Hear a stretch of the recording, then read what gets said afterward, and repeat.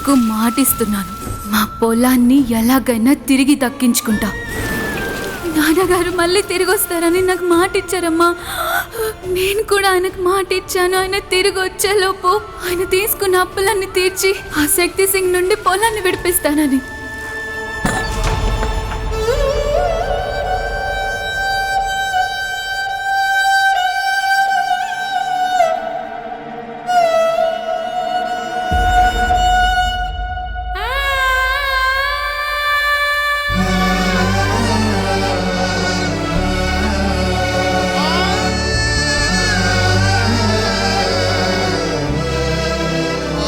Bank వాళ్ళు loan ఇస్తామన్నారా?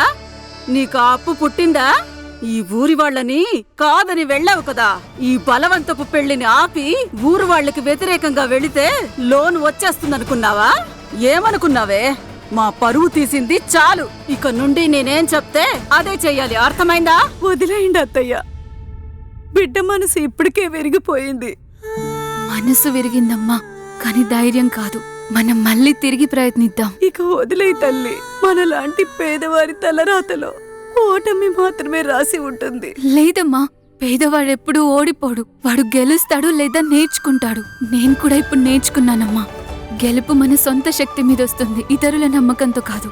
కానీ తల్లి, అమ్మా, మనం మళ్ళీ లోన్కి దరఖాస్తు చేద్దాం. ఈసారి ఆ శక్తి సింగ్ నుండి నాన్నగారి పొలాన్ని విడిపించి తీరుదాం.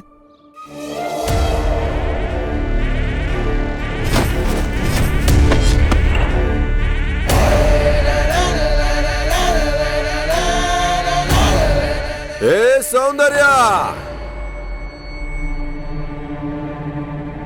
అమ్మ, నేను ఇప్పుడే వెళ్ళి చూసొస్తాను.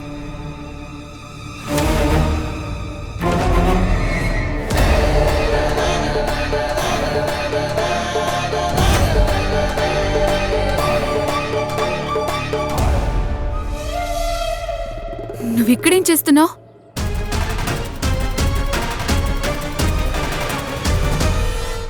నేను కలవకుండానే వెళ్ళిపోతున్నాను, కానీ ఏం చేయను. ఈ ఊరి మెడికల్ సెంటర్లో అర్జెంటుగా జాయిన్ అవ్వాలి. పైగా ఇంట్లో వాళ్ళు కూడా అప్పుడే భయపడుతున్నారు. ఆ ఊళ్ళో నాకు పోస్టింగ్ వేశారని కాదు, నేను వెళ్ళి డాక్టర్గా ప్రాక్టీసింగ్ చేయబోయే ఊళ్ళో అబ్బాయిల్ని కిడ్నాప్ చేసి ఆ ఊరి అమ్మాయిలతో బలవంతంగా పెళ్లిళ్ళు చేస్తారని ఇంట్లో వాళ్ళు కంగారు పడుతున్నారు. అయినా ఇలాంటి ఆచారాలేంటో. కారాపు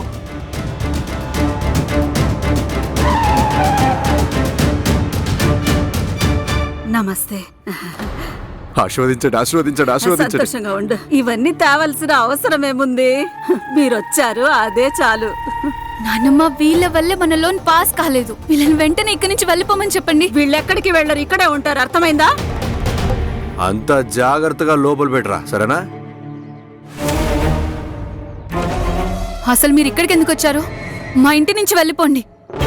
దేవుడు సాక్షిగా సూపర్ ఫిగర్ నువ్వు. ఆ కోపం చూడు, అస్సలు తగ్గట్లేదు. ఇదిగో తీసుకోండి. ఇలాగేవో తీసుకోండి అన్న. మా అత్తగారింట్లో మర్యాద చేస్తుంటే కింద పడేస్తావేంట్రా? సౌందర్య, ఇప్పుడైనా సంతోషంగా ఉండు. కేవలం ఈమె మాట వినే నీకు మంచి చేద్దామని వచ్చా ఇక్కడికి. నువ్వు మాకు మంచి చేస్తావా? నువ్వు ఎలా చేస్తావు?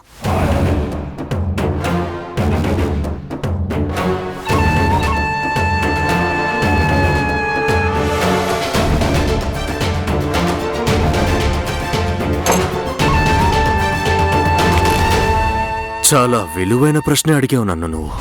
నీకు మంచి నేను ఎలా చేస్తాను అని. ఎలా చెప్పను నీకు ఇప్పుడు మంచి చేయబోతున్నాను అని? నిన్ను పెళ్లి చేసుకొని నీకు మంచి చేయబోతున్నా. నాకు చాలా సిగ్గుగా ఉంది. నిన్ను నేను పెళ్లి చేసుకొని నీకు మంచి చేయబోతున్నా. నిన్ను నేను పెళ్లి చేసుకొని.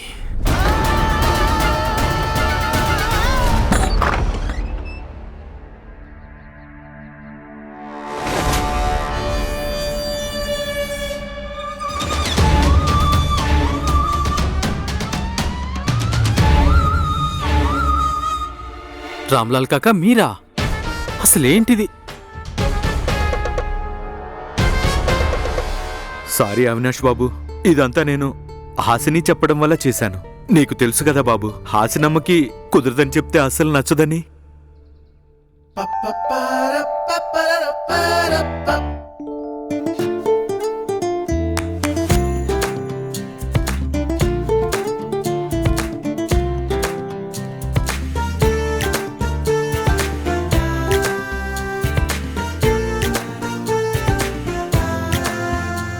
సీరియస్లీ హాసిని, కలవడానికి ఇలా పిలుస్తారా? ఒక్క క్షణం నేను ఊరు చేరుకోబోయే ముందు నన్ను కిడ్నాప్ చేశారని భయపడి చచ్చాను. మరేం చేయాలి?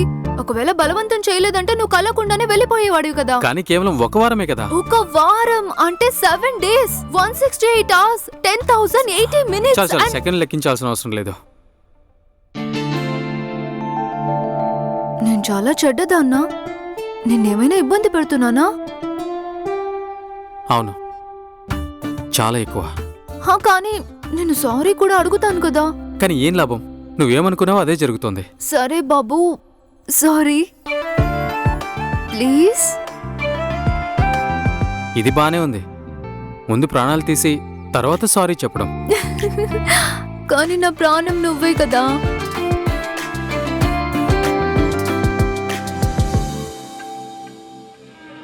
ఏమైంది? ఏదైనా కింద పడేసుకున్నావా?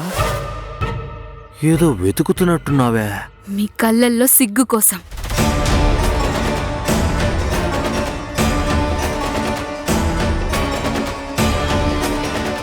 కానీ కనిపించడం లేదు. బహుశా మీకు అసలు సిగ్గలేనట్టుంది. అందుకే మా తలుపు దగ్గరికి పదే పదే వస్తున్నారు. ఏ సౌందర్య, ఏం మాట్లాడుతున్నావు నువ్వు? నేనేం మాట్లాడుతున్నానో మీ అన్నని అడుగు. ఏయ్, నువ్వు ఆగరా. ఇతను మహానుభావుడు, చాలా గొప్ప మనిషి. కట్నం కూడా వద్దంటున్నారు. నువ్వు ఒప్పుకుంటే మన డబ్బు సమస్యలన్నీ తీరిపోతాయి. అర్థమైందా? కానీ అత్తయ్య, ఉన్నట్టుండి పెళ్లి మాట ఏంటి? ఉన్నట్టుండా? ఏదైనా ముహూర్తం కోసం ఎదురు చూస్తున్నావా నువ్వు? గడిచిన కాలం, పోయిన యవ్వనం ఎప్పటికీ తిరిగి రాదు. నువ్వే దీన్ని గారాబం చేసి చెడగొట్టావు. ఇకపై అంతా నేను చూసుకుంటాను, నువ్వు వదిలే. చూడు శక్తిబాబు, నువ్వు మంచి తేదీ చూసి ముహూర్తం పెట్టించు. మిగతాదంతా నేను చూసుకుంటాను. మీ ఇద్దరి పెళ్లి ఎలాగైనా నేను జరిపిస్తాను.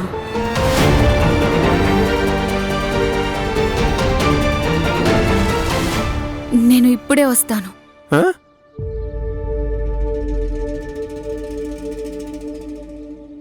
శక్తి గారు, హా?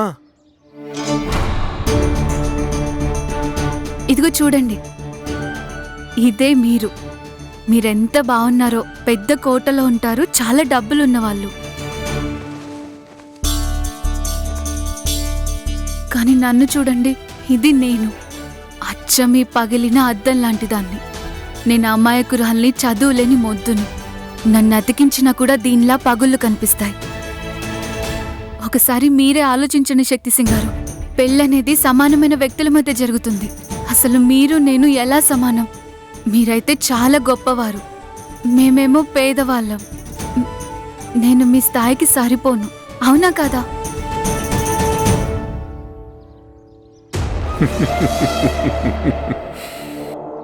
సూపర్.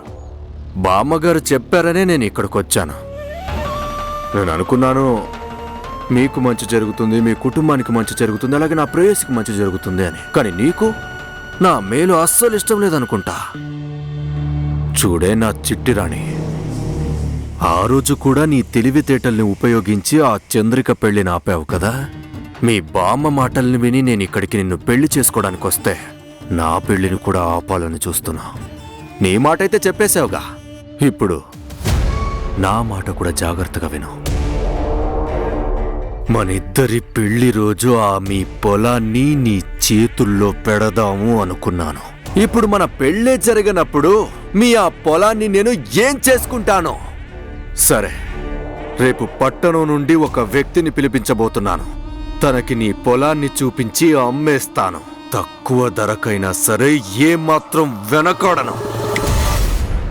చెప్పింది చేసి చూపిస్తా. లేదు. అత్తగారు, నమస్కారం కూడా పెట్టలేదు.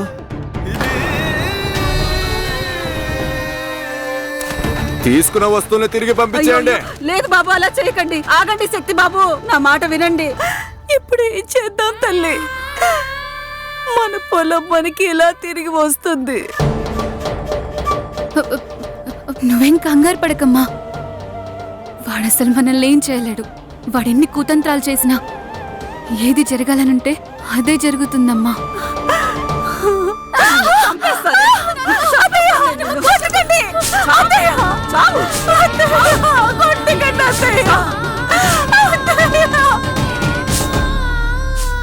ఇది చావదు, మనల్ని ప్రశాంతంగా బతకనివ్వదు.